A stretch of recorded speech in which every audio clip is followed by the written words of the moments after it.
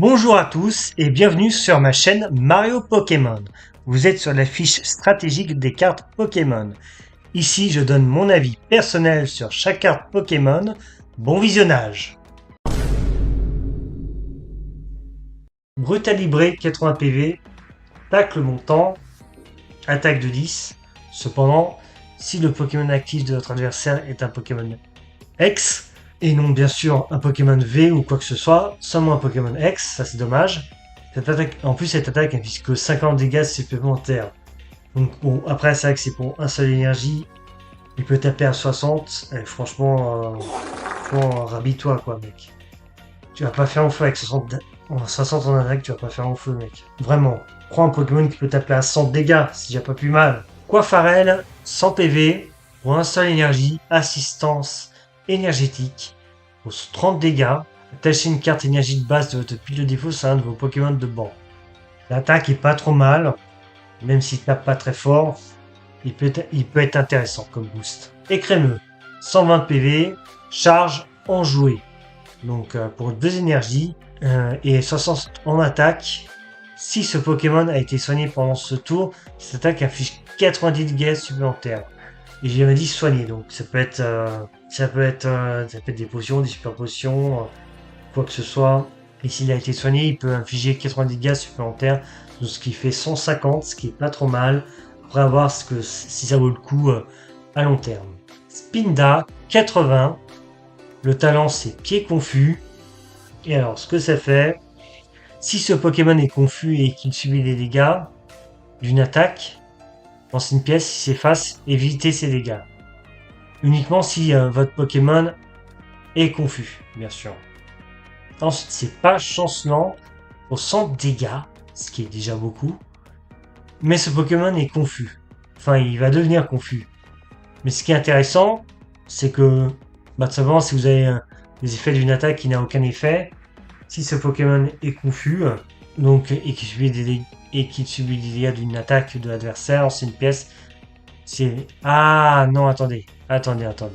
Si ce Pokémon est confus et qu'il subit des dégâts d'une attaque, il faut voir ce que ça va donner au combat. Donc si ce Pokémon est confus et qu'il subit des dégâts d'une attaque, dans cette pièce, il passe... Ah! Donc ça, vous pouvez me donner votre avis. Moi, j'en sais rien ce que ça peut donner. Donc à savoir si c'est vraiment l'adversaire qui va attaquer, donc qui subit d'une attaque. Ah, d'une attaque, donc ça peut être n'importe quoi. Ouais, donc ça peut être marrant. Motorisa, 120 de PV, collision, qui fait 32 dégâts.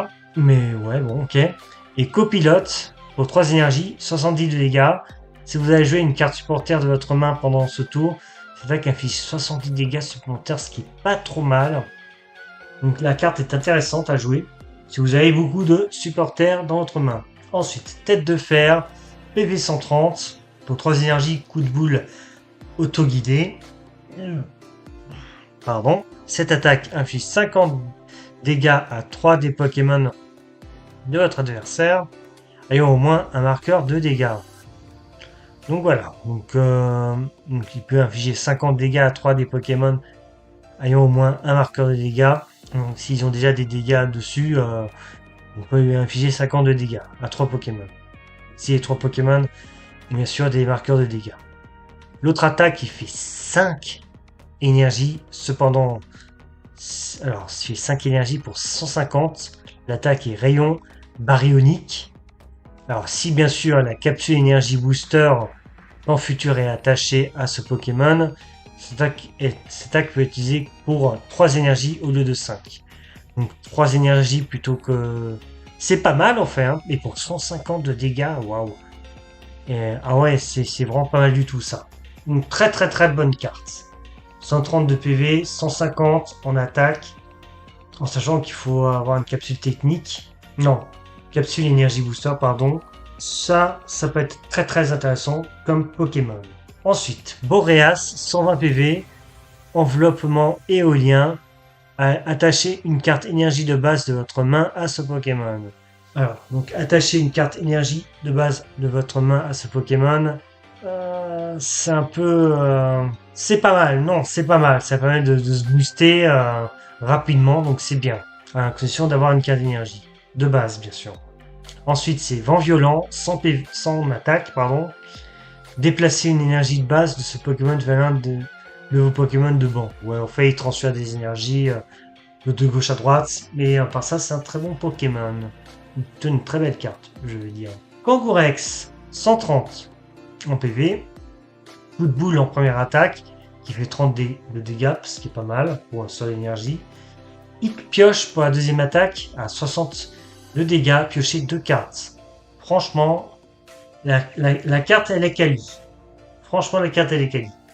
C'est vrai que 60 de dégâts c'est pas énorme, mais elle peut être quali la carte. Franchement, tu peux mettre piocher 2 cartes comme ça, hop, ça peut être pas mal. Non mais oui, 100 PV. Sa première attaque c'est trouver un ami. Parce que déjà, ce que j'adore là-dessus, c'est pour chercher plein de trucs. Donc cherchez dans votre deck un Pokémon. Alors attention, c'est bien dit. Un Pokémon, pas un Pokémon de base ou un Pokémon évolutif. N'importe quel Pokémon. Montrez-la, puis ajoutez à votre main. Mélangez votre deck. Et ensuite, l'autre attaque, c'est Gifle. 80 dégâts. Et alors, ce que j'en pense de cette carte, elle est Kali de chez Kali également. 100 PV, ça reste correct. 80 en attaque, ça reste correct aussi. Et l'autre attaque qui peut être intéressant, trouver un ami, c'est pas mal non plus. Prison, 120 PV. Son talent, c'est Touffe Protectrice. Ce Pokémon subit 20 dégâts de moins provenant des attaques. Franchement, c'est vraiment quali. À ça, à voir si on peut le combiner avec un autre frison. Ça peut être quali aussi. Et l'autre attaque, c'est pour 2 énergies. Charge Destructrice. Non, pas du tout. Je recommence. Charge Destructrice. Voilà. Merci. Mon dieu, j'avais pas mes mots. Pour 50 de dégâts, voire plus. Lancer une pièce jusqu'à obtenir un côté pile. Cette attaque inflige 30 dégâts supplémentaires pour chaque côté face. Franchement, c'est mieux que les autres cartes où t'as pas le choix de faire pile ou face. Là, tu peux garantir de faire 50 de dégâts, savoir de faire plus ou moins pour faire des dégâts. Et la carte, elle est pas trop mal. Franchement, je la trouve pas trop mal, même si c'est vrai que 50 de dégâts, c'est assez limité. Moi, je le trouve pas trop mal, la carte. Ensuite, Flamme en roule, 120 PV.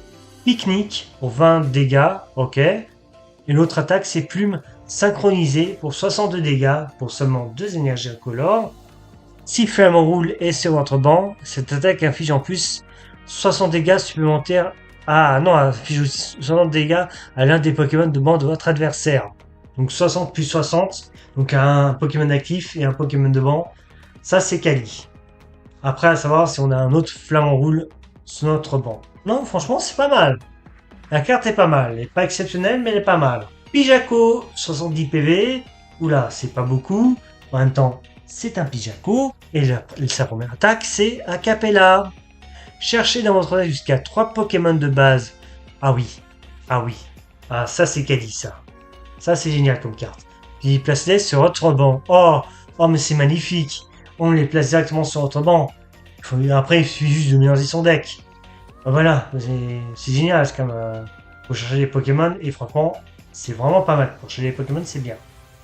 Ouais, l'autre attaque, c'est Tornade, voilà, Osef. Voilà, Osef. La carte, moi, je la trouve intéressante, voilà. Elle n'est pas géniale, il va pas faire mon feu, mais pour faire des recherches de cartes, c'est pas mal. Ensuite, on a Dryol, 120 PV, Gifle douce, pour 20 PV, pour 20 dégâts. Voilà, pour 20 dégâts. Voilà, c'est tout. Mais c'est sa deuxième attaque qui est intéressante. C'est Canon déchaîné. Pour 3 énergies incolores, 100% de dégâts. Si tous vos Pokémon de banc ont au moins un marqueur de dégâts, cette attaque inflige 120 dégâts supplémentaires, uniquement 120 dégâts supplémentaires. Donc ça peut faire 220 en attaque, mais il faut que vos Pokémon de banc aient au moins un marqueur de dégâts. Bon, pour le placer, bon courage. Après, son attaque est vraiment intéressante. Donc 120 PV, donc une bonne résistance, et un bon styling power, on va dire. Et 100 dégâts qui est vraiment pas mal. Franchement, 100 dégâts, il peut taper fort, voilà. En tant que Pokémon de base, bien sûr, hein, pas... Ouais, c'est ce que je veux dire. Merci d'avoir regardé la vidéo. N'hésitez pas à laisser un pouce vers le haut pour être mieux référencé, aussi à s'abonner, actionner la cloche pour ne rien louper, et éventuellement à booster cette dernière. C'était Mario, et moi je vous dis à la prochaine!